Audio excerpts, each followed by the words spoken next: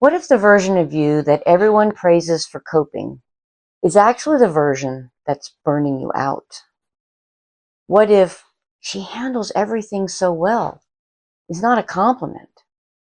What if it's a description of someone who has learned, very expertly, to hide how much everything actually costs? I want you to think about the last time someone told you that you seemed fine, that you seemed like you had it together, that they don't know how you do it. Did you feel proud? Or did you feel a little bit like you'd pulled off a con? If that landed somewhere in your chest just now, stay with me, because that's exactly what we're talking about today on Inside the Pickle Jar. Welcome to Inside the Pickle Jar, a podcast where we dive into the wonderfully quirky world of neurodiversity.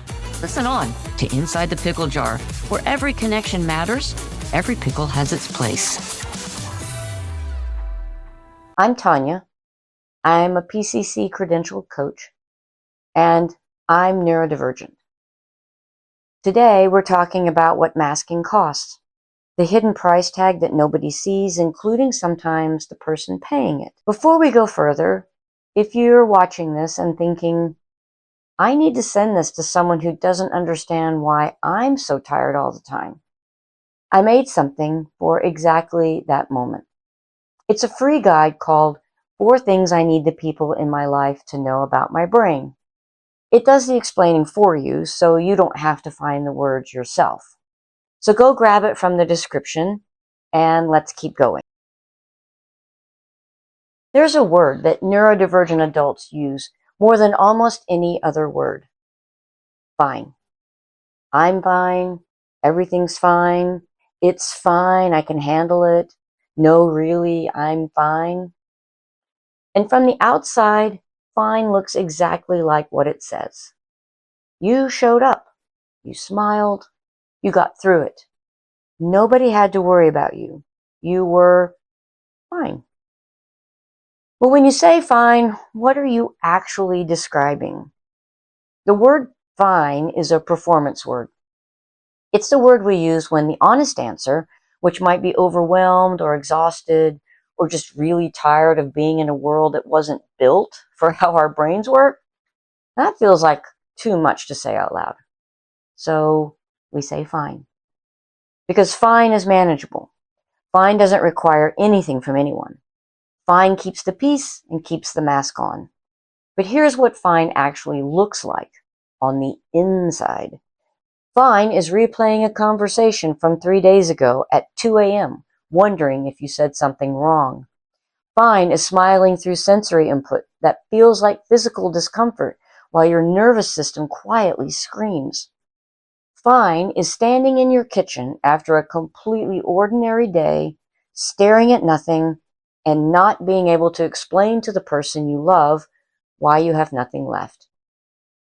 The better you are at fine, the less anyone around you understand what it's actually costing you.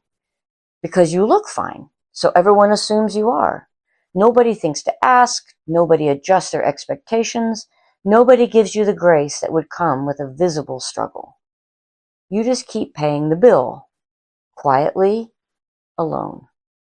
I want to change that today, not by telling you to stop saying fine, I know it's not that simple, but by helping you understand what's actually behind it.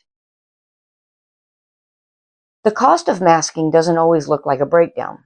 It doesn't always look like a crisis. It often looks like nothing from the outside. It looks like needing to cancel plans on a Friday night after a week that seemed completely normal on paper and then feeling guilty about canceling. And then spending the energy we're saving by canceling on feeling guilty about canceling. It looks like sitting in your car for 10 minutes after getting home before you can face going inside. Not because anything bad happened, just because you need 10 minutes before you have to be a person again. It looks like being praised at work for being so calm under pressure, while internally you're holding your nervous system together with both hands. Little T knows this feeling. And for those of you listening on the podcast, I have a cloth doll I call Little T, and she represents the inner child, the younger version of us who learned to mask early, and she knows this feeling intimately. She learned young that the way to belong was to make herself manageable, to turn down the volume on the things that were too much, to perform the version of herself that got the warmest response. And she got very, very good at it. So good that people started to rely on it, to expect it, to count on her being fine. Every time someone counted on her being fine, though, it got a little harder to say that she wasn't. Good at masking and okay are not the same thing. A lot of us have confused them for a very long time.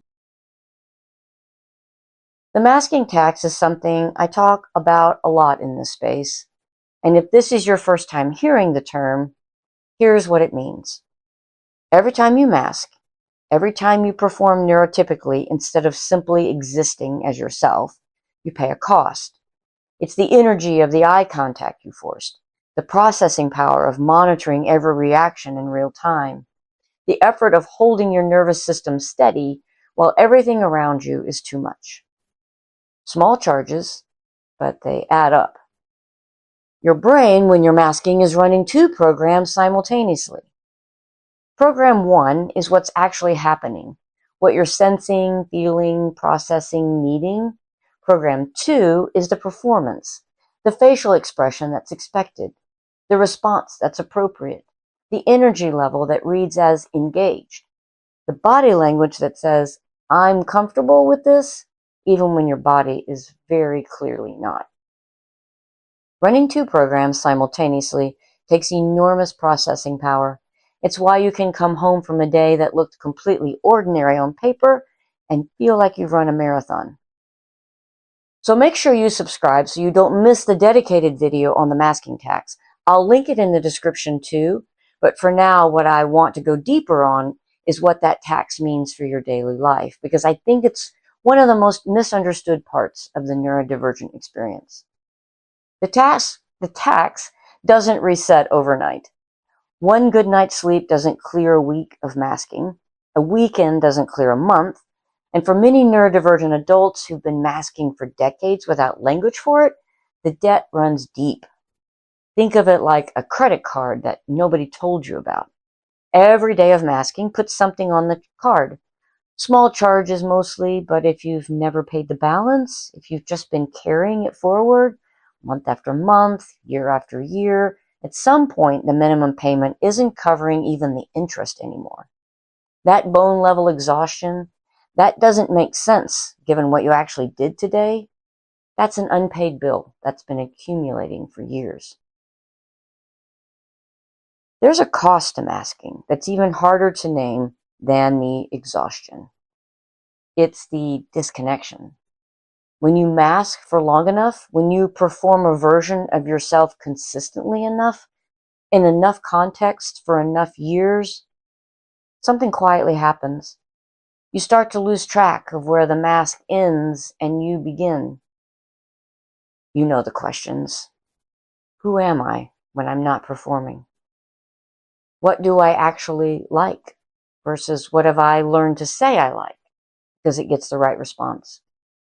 What do I actually feel in this situation versus what is the appropriate feeling to display? What does my real life sound like? Not the social one, the real one. For many neurodivergent adults, especially those who received a late diagnosis, this is one of the most disorienting parts of the whole experience. Not just learning that you're neurodivergent, but realizing that you've been so busy performing neurotypically that you don't have a clear picture of who you actually are underneath it. That's not a character flaw. That's what happens when survival becomes your default. When masking stops being something you do in specific situations and becomes the water you swim in. You stop noticing the water. The version of you underneath it gets very quiet. The jar is for finding that version again. Slowly, gently, without ripping everything apart at once. Everything I've described today, the exhaustion, the performance of fine, the masking tax, the disconnection, none of it is your fault. You didn't choose to mask. You learned to mask because the world around you gave you very clear feedback, sometimes explicitly, sometimes just in the way people looked at you, that the unmasked version of you was too much, or not enough, or just slightly off from what was expected. And you were a person who wanted to belong because belonging is a fundamental human need. And masking was the tool that you had available. The problem was never you. The problem was a world that handed you a jar with no label and expected you to know how to open it. The fact that you built a life, relationships, a career, a version of yourself that functions in the world while paying the masking tax every single day, that's not evidence that you failed. That's evidence of how extraordinarily hard you have been working. And you deserve to know that. So that's the hidden cost of masking. Not just the tiredness, though the tiredness is for sure real. It's the performance of fine when you're not fine. The two programs running simultaneously. The bill that accumulates quietly over years. The slow drift away from knowing who you actually are underneath all of it. Recognizing the cost is the first step to stopping the bleed. You don't have to fix everything today. You don't have to unmask everywhere all at once. But you now have a language for something that may have felt nameless for a very long time. And language is where everything starts. So if you haven't already, grab the free guide in the description, 4 things I need the people in my life to know about my brain. It might be the thing that starts one of the harder conversations with someone that you love. And if you're still wondering why you feel so disconnected from yourself, even when everything on the outside looks fine, this video right here is a great one to watch next. It's called Why Late Diagnosed Neurodivergent Adults Feel They've Been Acting Their Whole Life. It picks up exactly where we left off today. So be gentle with yourself, pickle friend, and I'll see you next time inside the pickle jar.